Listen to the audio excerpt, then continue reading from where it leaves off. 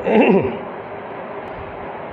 اللہ الرحمن الرحیم نحمدہ ونصلی علی رسول کریم اما بعد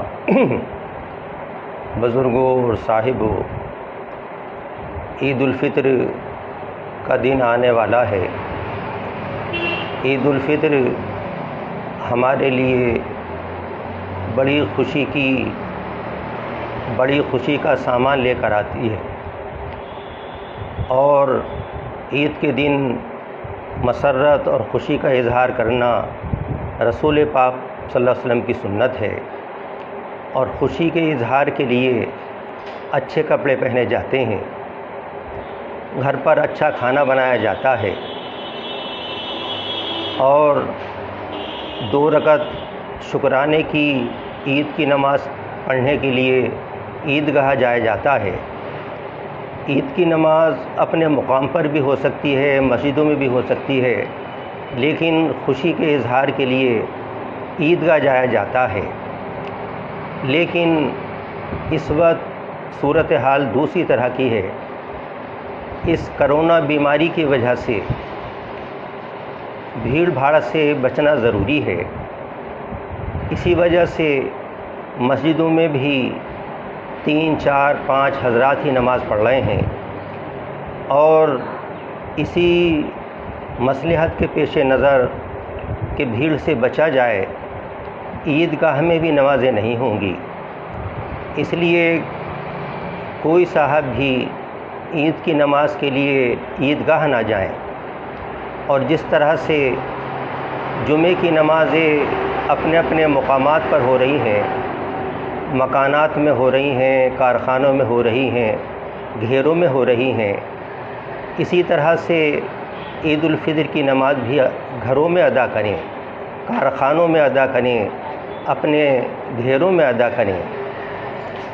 جمعے کی نماز فرض ہے، 5 وقت کی نماز فرض ہے، فرائض کو اپنے گھروں میں ادا کیا جا رہا ہے۔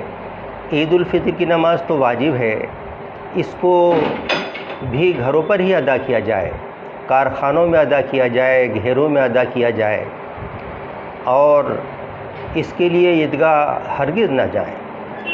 اور ہمیں حکومت کے قانون اور آئین کا ہر حال میں خیال رکھنا ہے۔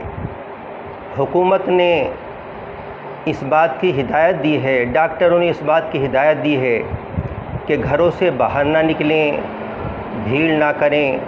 اس لیے ہمیں نمازیں بھی گھروں میں پڑھنی ہیں، عید کی نماز بھی ہمیں گھروں پر ہی ادا کرنی ہے، گھیروں میں، کارخانوں میں اس طرح سے ادا کرنی ہے۔ عید الفطر کی نماز 2 رکعت ہے، 2 رکعت واجب ہے، 6 زائد تکبیروں کے ساتھ میں۔ اس کا مختصر طریقہ یہ ہے کہ عید کی نیت اس طرح مختصر کر لیں کہ میں عید الفطر کی 2 رکعت نماز واجب 6 زائد تکبیروں کے ساتھ اس امام کے پیچھے پڑھ رہا ہوں۔ یہ نیت کر کے اللہ اکبر کہہ کے نیت باندھ لیں، اور سبحانک اللہم پڑھیں۔ اس کے بعد پھر 3 تکبیریں کہی جائیں گی، ہر مرتبہ کانوں تک ہاتھ اٹھائیں گے، چھوڑ دیں گے، دوبارہ بھی کانوں تک ہاتھ اٹھائیں گے، چھوڑ دیں گے، تیسری مرتبہ کانوں تک ہاتھ اٹھاتے ہوئے اللہ اکبر کہیں گے اور نیت باندھ لیں گے۔ امام جو ہے وہ الحمد اور سورت پڑھے گا، رکعت پوری کرے گا، دوسری رکعت کے لیے کھڑا ہوگا۔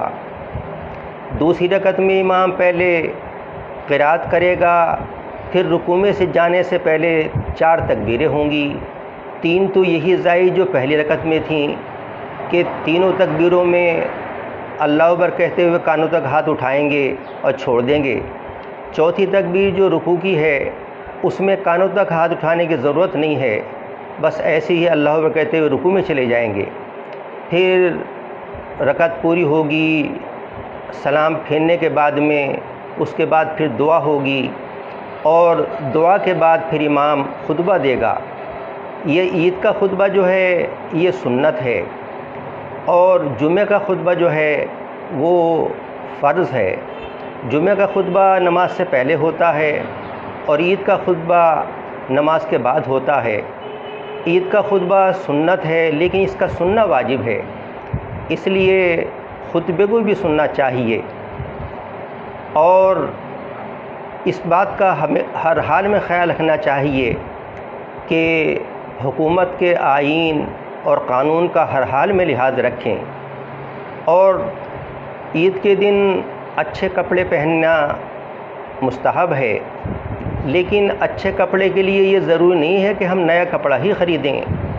مارکیٹیں بند ہیں اور ہمیں اس سلسلے میں اس کا خیال رکھنا چاہیے کہ یہ زمانہ پریشانی کا زمانہ ہے، مزدور پریشان ہیں اور بہت ضرورت مند حضرات ہیں۔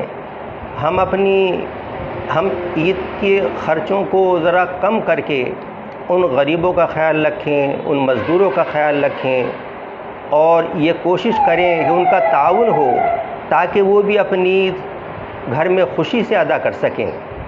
اور ہمیں اس موقع پر اپنی عورتوں کو مارکیٹوں میں ہرگز نہ بھیجنا چاہیے۔ ہمارے گھروں میں جو پہلے کپڑے ہیں ان میں سے جو اچھا جوڑا ہو اسے بھی ہم پہن سکتے ہیں، خوشی کا اظہار بھی ہو جائے گا اور بڑے خرچے سے ہم بچ بھی جائیں گے، مارکیٹوں کے چکر لگانے سے بھی ہم بچ جائیں گے۔ بعض جگہوں پر مارکیٹوں کے کھولنے کی اجازت دے دی گئی، لیکن ہمارے مسلمان بھائیوں نے رضاکارانہ طور سے انہوں نے خود دکانیں بند کیں کہ دکان ہم کھولیں گے بھیڑ لگے گی اور حکومت کے آئین کے خلاف ہو جائے گا۔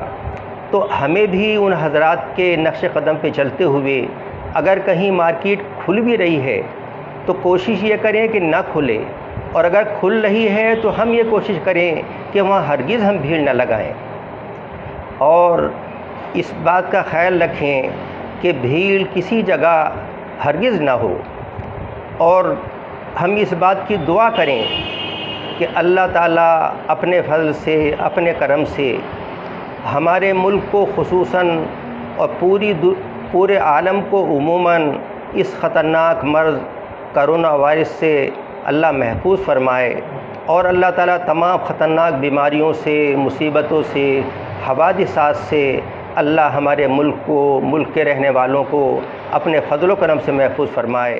وآخر دعوانا ان الحمدللہ رب